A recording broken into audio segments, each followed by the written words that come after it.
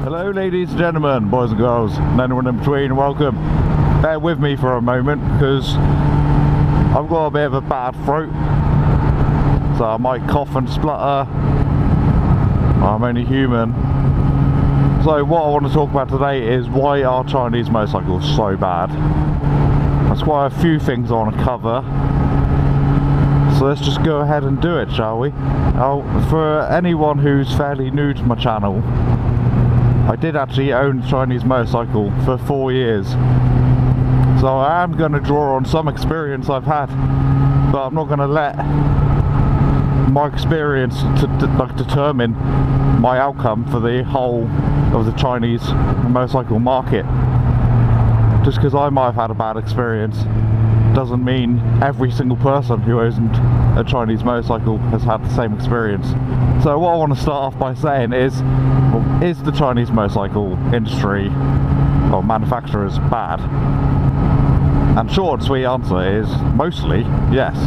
Now, believe it or not, there are actually, I think there's hundreds of different Chinese motorcycle manufacturers. Not all of them could be bad. However, the reason why the majority of them are bad, in my opinion, is that there's a market out there for cheap motorcycles. Rightly so, because if you're new, if you've just taken up the life-changing activity that is riding a motorcycle, it is quite often best to buy something cheap. And that's why I bought a Chinese motorcycle for my first motorcycle. So there is a demand and supply chain there. Now, I demanded a cheap motorcycle, so China supplied one for me, and you kind of get what you pay for, basically. So if you want something cheap, you're going to buy something which isn't great. And these companies, they make things so cheap by getting the cheaper metals, the cheaper things that they need to make these motorcycles, and they don't get the best staff, they don't get the best welders, the best engineers, and so on. So what do you expect? So I am partly responsible for why Chinese motorcycles are bad, but the good thing about the Chinese motorcycle market is for newbies like me, like I was 4 years ago, 5 years ago, whenever.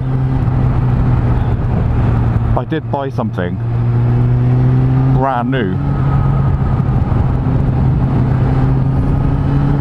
for just over 1,200 quid, and it lasted me 4 years, and I actually sold it afterwards. I only sold it for 300 quid, and the guy done it up and he sold it on. I don't know where it is now.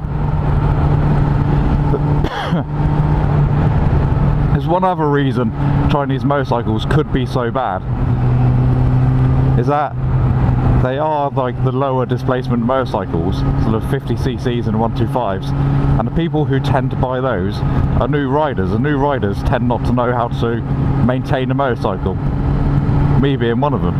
So when I had my Chinese motorcycle, I didn't know how to maintain it and how to look after it properly, and that is one reason I had issues with it.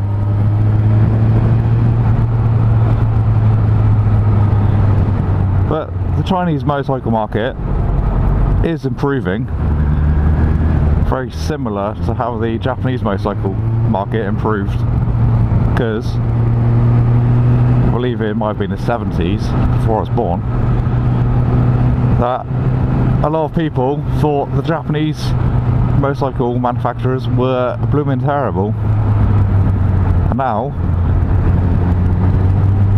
arguably, they are the best in the world, with the likes of the Kawasaki and Suzuki. So in 20 years, are we going to call Lexmoto, Sinnis some of the best brands in the world?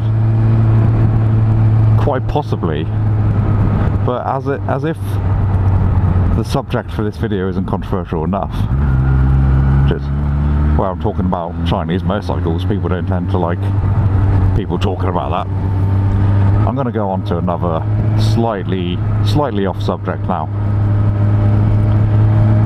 I don't think the Chinese market would ever be world leaders in motorcycles as we know them. I think they're doing far too little too late.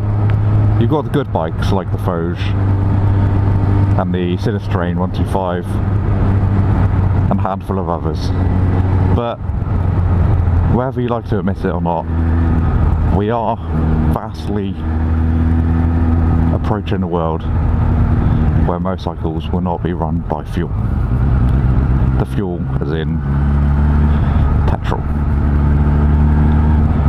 We are moving towards a different type of world where vehicles are going to be run with big batteries. And China are quite innovative. That's my thinking.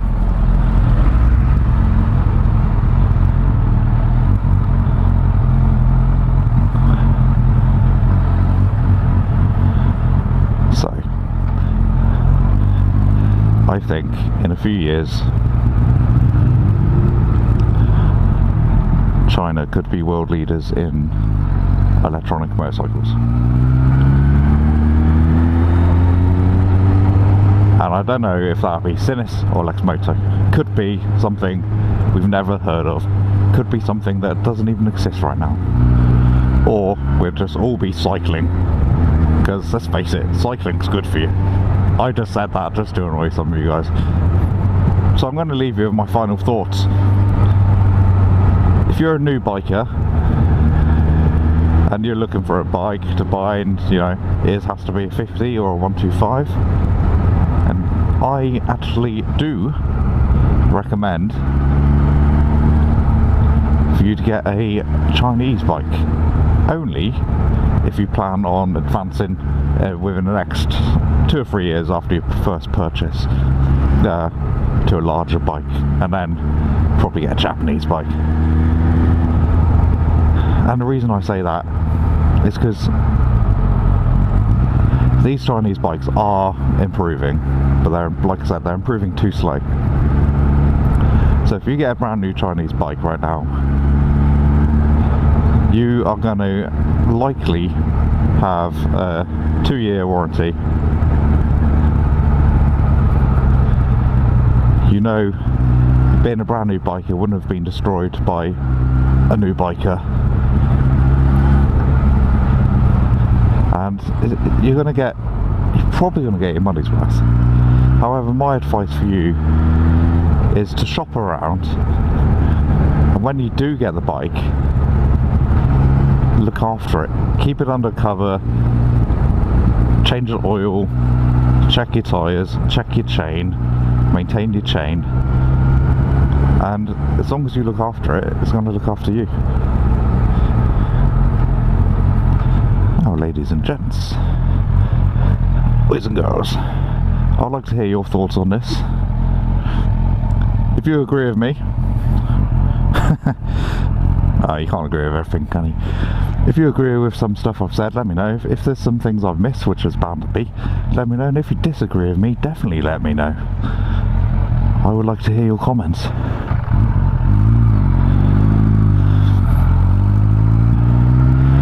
And if you're new and you like this video, go check some other ones out. I make some pretty decent content. And if you like it, just subscribe, because I'm so close to 1,000 subscribers. And it's taken its sweet ass time. So, thanks ladies and gents for watching.